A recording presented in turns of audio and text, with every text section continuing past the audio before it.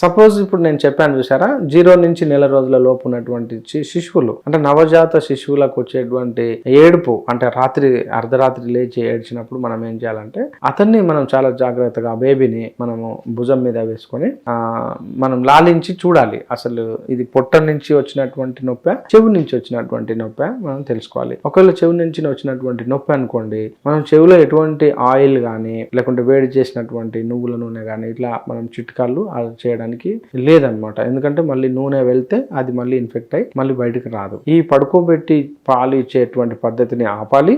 వీలైనంత వరకు ఆ చెవును డ్రైగా చేయడానికి మనం ప్రయత్నం చేయాలి. ఆ రాత్రి మనము అతనికి ఇవ్వాల్సింది ఏంటంటే మనము జీలకర్ర, వాము ఇలాంటి పదార్థాలు మనకు కిచెన్ లో దొరుకుతాయి కదా, వీటి నుంచి మనం ఒక స్పూన్ జీలకర్ర, ఒక స్పూను వాము మరియు ఒక స్పూను సోంపు, వీటిని మూడింటిని పౌడర్ చేసి వాటిని డికాక్షన్ లాగా ఒక స్పూన్ వేసి ఒక కప్ లో నీళ్ళలో మనం మరిగించుకోవాలి. మరిగించుకున్నాక ఫిల్టర్ చేయాలి. బాగా మంచిగా నీట్ గా ఫిల్టర్ చేసినాక దాన్ని చల్లార్చాలి. ఆ చల్లార్చినటువంటి ద్రావణాన్ని మనము పిల్లాడికి తాగిపించాలన్నమాట.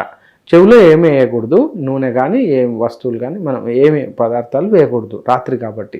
ఈ యొక్క జీలకర్ర మరియు సోంపు మరియు వాము ఈ మూడింటి యొక్క డికాక్షన్ను మనము ప్రతి హాఫ్ అన్ అవర్కి ఒకసారి ఒక్కొక్క సగం చెంచా చొప్పున నవజాత శిశువుకైతే అంటే 0 నుంచి నెలలోపు ఉన్న పిల్లలకు మనం అది తాకిపిస్తే మాక్సిమం దాదాపుగా తగ్గిపోతుంది ఆ పెయిన్. ఎందుకంటే ఇవి పెయిన్ కిల్లర్ గా కూడా పనిచేస్తాయి. ఎందుకంటే ఏది సోంపు ఇవి పెయిన్ కిల్లర్ గా కూడా పనిచేస్తాయి. ఇలా కాకుండా ఒకవేళ ఇండైజెషన్ వచ్చి కనుక నొప్పి ఉంది అనుకోండి, అప్పుడు మనం ఇచ్చేటువంటి డికాక్షన్ చాలా బాగా పనిచేస్తుంది.